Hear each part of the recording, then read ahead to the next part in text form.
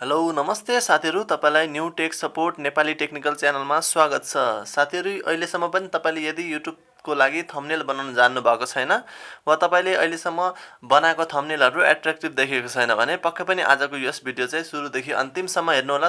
तपाईले चाहिँ आफ्नो YouTube को लागि एकदमै एट्र्याक्टिभ थम्बनेल सजिलैसँग आफ्नो फोनबाट बनाउन सक्नुहुनेछ। र साथीहरु, मैले पनि युज गर्ने थम्बनेलहरु मैले यसै तरिकाले बनाउँदै छु। तपाईलाई मेरो थम्बनेल मन पर्छ भने पक्कै पनि तपाईले यो भिडियो हेरेर एकदमै सजिलोसँग थम्बनेल एट्र्याक्टिभ बनाउन सक्नुहुनेछ इन एचडी क्वालिटी, हाई क्वालिटीमा है साथीहरु।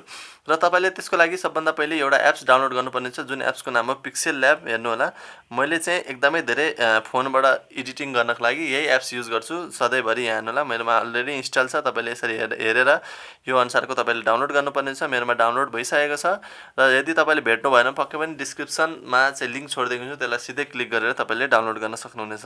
र साथीहरु, यसपछि म तपाईलाई सिधै यो एप्स खोलेर म देखाउन चाहन्छु। र यो एप्स खोलेपछि यस्तो टाइपको देखिन्छ साथीहरु। हेर्नु होला, एकदमै इजी वे छ है साथीहरु। र तपाईको ब्याकग्राउन्ड यसले बाइ डिफल्ट दिइरहेको हुन्छ है साथीहरु। तपाईले यो ब्याकग्राउन्ड चाहिँ पहिलेदेखि नै पाउन सक्नुहुनेछ। र यो ब्याकग्राउन्ड तपाईले चेन्ज गर्नु छ भने यहाँबाट सिधै चेन्ज गर्नु होला। हेर्नु होला, तपाईलाई कुन ब्याकग्राउन्ड मन पर्छ त्यो अनुसारको ब्याकग्राउन्ड चेन्ज गर्नु होला। अथवा तपाईले फोनमा भएको कुनै पनि ब्याकग्राउन्ड छ भने तपाईले डाउनलोड गर्नुभएको छ भने सजिलै यहाँबाट युज इमेज फ्रम ग्यालेरी गर्नु होला। र यसपछि तपाईले यहाँबाट कहाँनेरि ब्याकग्राउन्ड छ त्यो ब्याकग्राउन्ड चाहिँ सजिलैसँग युज गर्न सक्नुहुनेछ। जस्तै मेरो डाउनलोडमा केही ब्याकग्राउन्डहरु मैले राखेको छु। जस्तै मैले ओके साथीहरु, मैले एकछिनको लागि कुनै एउटा ब्याकग्राउन्ड युज गर्छु। जस्तै मैले एकछिनको लागि यो ब्याकग्राउन्ड युज गर्छु है त। ओके, यो ब्याकग्राउन्ड म युज गर्छु र यसको हामीले चाहिँ यो डिलिट गरिदिनु होला, किनभने यो चाहिँ बाइ डिफल्ट त्यो अगाडिको हामीले यो चुज गरेर हो। र यसको साइज चाहिँ हामीले यो 3 डटमा क्लिक गरेर इमेज साइज गरेपछि हाम्रो साथीहरु थम्बनेल, युट्युब थम्बनेल देखि लिएर YouTube banners, cover art, Facebook cover art, Twitter सबै कुरा छ है साथीहरु। हेडर साइजहरु यहाँबाट हामीले साइज केही स्पेसिफाई गर्नु पर्दैन। यहाँबाट युट्युब थम्बनेल छान्नु भने युट्युब थम्बनेलको लागि साइज आफै फिक्स भएर आउँछ र हामीले ओके गरिदिनु पर्ने हुन्छ। यति गरिसकेपछि हाम्रो यो थम्बनेलको लागि साइज बनिसकेछ है साथीहरु। यसपछि तपाईले प्लसमा क्लिक गर्नु होला र फ्रम ग्यालेरी तपाईले एउटा फोटो, आफ्नो फोटो तपाईले सुट गरेर राख्नु भएको छ भने राख्नु होला, नभए त्यो भिडियोसँग रिलेटेड कुनै पनि एउटा फोटो लिनु होला र त्यसलाई हामीले फोटोको ब्याकग्राउन्ड रिमुभ गरेर पीएनजी बनाउनु पर्ने हुन्छ, जुन चाहिँ मैले अलरेडी बनाइसकेको छु। यदि तपाईलाई पीएनजी पनि बनाउन आउँदैन भने पक्कै पनि म आउने भिडियोमा पीएनजी कसरी सजिलैसँग बनाउने डिफ्रेन्ट तरिकाहरु म तपाईलाई सिकाउने छु। कुनै पनि तरिकाबाट तपाईले सजिलै बनाउन सक्नुहुनेछ है साथीहरु। यति भइसकेपछि तपाईले यसलाई लिनु होला र हेर्नु होला, मैले चाहिँ यहाँ सोचेको जस्तो गरेको एउटा फोटो लिएको छु र यो फोटोलाई म यहाँबाट फिक्स गर्छु।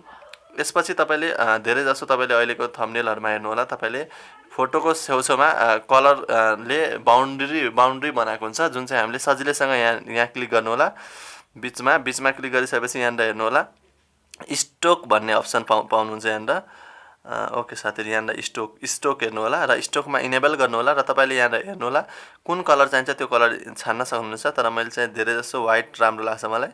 व्हाइट पनि तपाईले कतिको विड्थ चाहियो त्यो अनुसार यो विड्थ बढाउन सक्नुहुनेछ र 6-7 तिर राख्दा हुन्छ है साथीहरु। यति गरिसकेपछि ओके गर्नु होला र यति गरिसकेपछि तपाईको एकदमै राम्रो देखिन्छ साथीहरु, तपाईको हाइलाइटेड देखिन्छ है साथीहरु। त्यसपछि टेक्स्टमा जानु होला। टेक्स्टमा लेख्नु पर्ने हुन्छ। जस्तै म तपाईलाई यहाँ लेखेर देखाउँदै छु, मोबाइलबाट है त साथीहरु। मैले थम्बनेल जे राखेको छु त्यही अनुसारको म बनाउँदै छु। ओके गर्नु होला र यसपछि यसको साइज बढाउनको लागि यतिकै तान्नु होला यहाँबाट।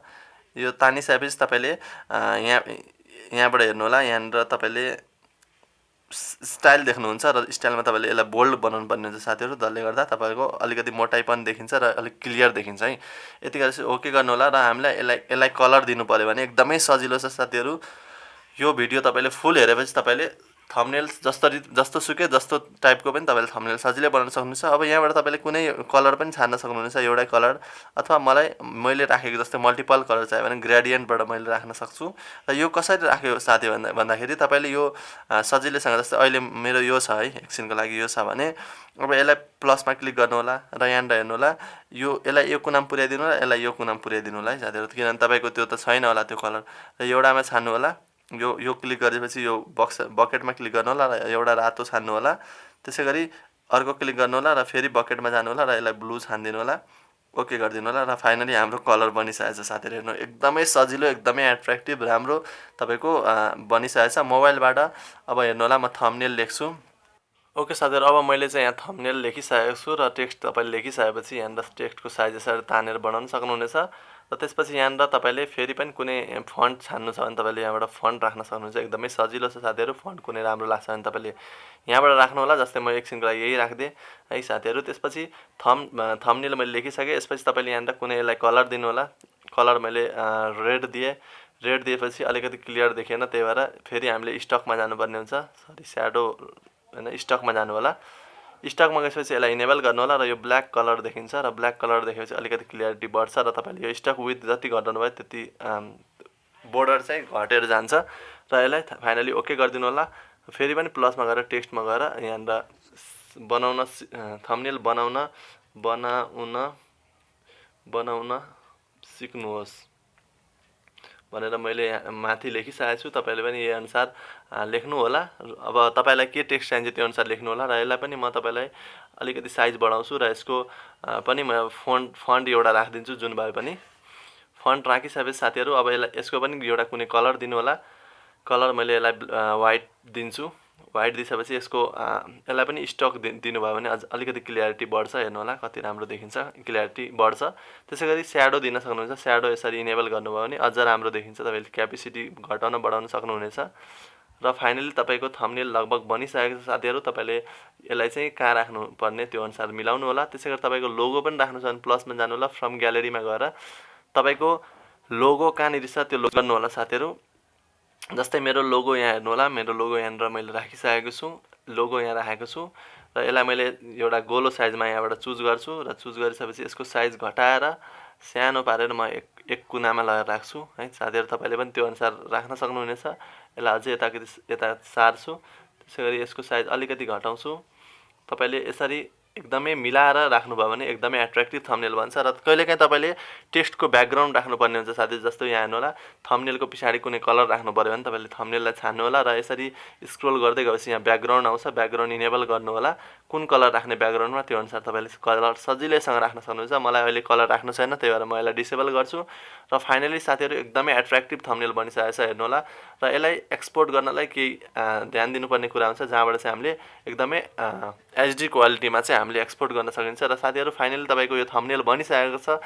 तपाईलाई कस्तो लाग्यो, मन पर्यो भने लाइक गर्नु होला र साथीहरुमा शेयर गर्नु होला। एकदमै इफेक्टिभ थम्बनेल बनाउनको लागि तपाईले साथीहरुमा चाहिँ शेयर गर्नु होला, उहाँहरूले पनि सिक्नु हुनेछ। र तपाईले फाइनली यो प्लसको छेउमा भएको एउटा आइकन छ, त्यहाँ तपाईले क्लिक गर्नु होला। क्लिक गरेपछि सेभ एज इमेज गर्नु होला साथीहरु। सेभ एज इमेज गर्नु होला र तपाईको यो फर्मेटमा तपाईको जेपीजी हुन्छ है साथीहरु। त्यही भएर यसलाई चाहिँ पीएनजी बनाउनु होला, जसले गर्दाखेरि हाम्रो एचडी क्वालिटीमा बस्छ। र त्यसपछि तपाईले यहाँ क्वालिटीमा मिडियम हुन्छ। तपाईले यहाँबाट कुनै पनि एउटा क्वालिटी छान्नु होला। अल्ट्रा राख्नु भने अझ बेटर हुन्छ। र फाइनली तपाईले सेभ टु ग्यालेरी गर्नुभयो भने तपाईको हाई क्वालिटी एचडी क्वालिटीमा चाहिँ थम्बनेल बन्नेछ। र तपाईको साइजहरु केही प्रब्लम आउँदैन साथीहरु यो एप्सबाट बनाउँदा। र तपाईको वाटरमार्क सहित केही पनि आउँदैन। एकदमै फ्री एप्स हो र एकदमै सजिलैसँग तपाईले थम्बनेल बनाउन सक्नुहुनेछ। भिडियो मन पर्यो भने कृपया लाइक गरेर कमेन्ट गर्नु होला साथीहरु। आउने भिडियो चाहिँ तपाईलाई म ब्याकग्राउन्ड रिमुभ गर्ने सिकाउने छु र पक्कै पनि शेयर गर्नु होला। यदि तपाई च्यानलमा नयाँ हुनुहुन्छ भने कृपया च्यानललाई सब्स्क्राइब गर्नु होला र बेल आइकन दबाएर नोटिफिकेसनलाई अलमा राख्नु होला। भन्दै म यो भिडियोलाई यही अन्त गर्न चाहन्छु। हस्त धन्यवाद।